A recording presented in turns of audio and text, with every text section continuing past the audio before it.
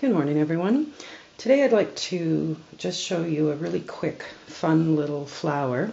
I actually saw this video on a website called Wild Orchid Crafts in the UK, and they had a little demonstration of how to make these little 3D flowers. When I went back about a week later to link to the site, there was a different video there and a different designer, and I really couldn't find, I didn't catch the name of the woman when I had first watched it. So if anyone knows who that was, you can let me know. Otherwise, I decided I'd make my own little video. Now, this is the little 3D flower that I'm going to show you. It's so easy and it's really fun. I'm sure that almost all of you have a number of different paper flowers. I find that I tend not to use these that much anymore. So when I saw this, I thought, great, this actually is quite addictive, and you might want to do all the flowers that you have in the house.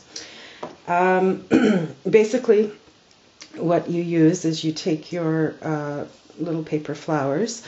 These are both from Close to My Heart. They are discontinued.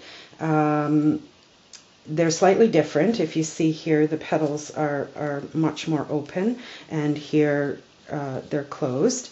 If you want to see the difference in the flower once it's made, these more closed flowers tend to look a little bit like button carnations, and the more open flowers I think look a little bit more like chrysanthemums, but they are really pretty and lots of fun.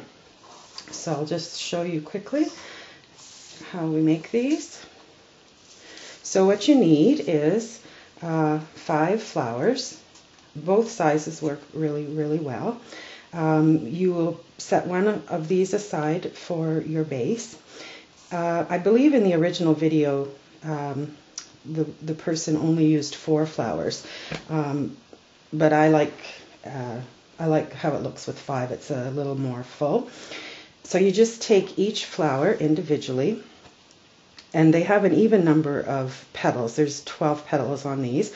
So you just fold them in half. Sorry, like that. Now, I haven't found that there's really a great difference between folding the flowers front side like this, or taking them, turning them over and folding them this way. This particular one here, I folded the front of the flower together like this, and on this particular one I folded the back together. As you can see, there's really no significant difference in the look of the flower, so I really don't think it matters that much. I have a tendency to just fold it towards the fronts, the 2 front sides together. Then you take a third of the flower, or 2 petals, and fold it over to the front, and take 2 petals and fold them to the back, and just pinch it together like that. So you do the same thing with all 6, or sorry, not 6, all 4. And it really isn't that critical how accurate you are. So there's the third one.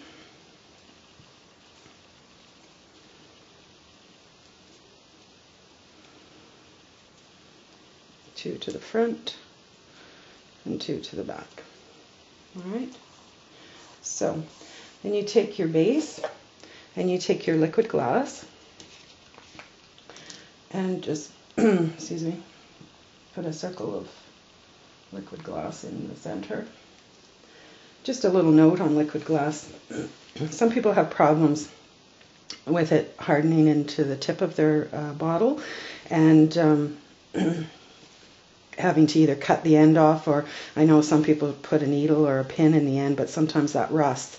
I've never had a problem with my liquid glass hardening in the end. I always wipe the end off, I often, if I'm close to water or when I'm done a project, I just hold the end like this under a running water, and then cap the end, dry it and cap the end. And then what I also do as well, I take one of our little ribbon tubes or whatever you call them, and I store my liquid glass upside down. It seemed to have worked for me, and it doesn't get clogged in the end.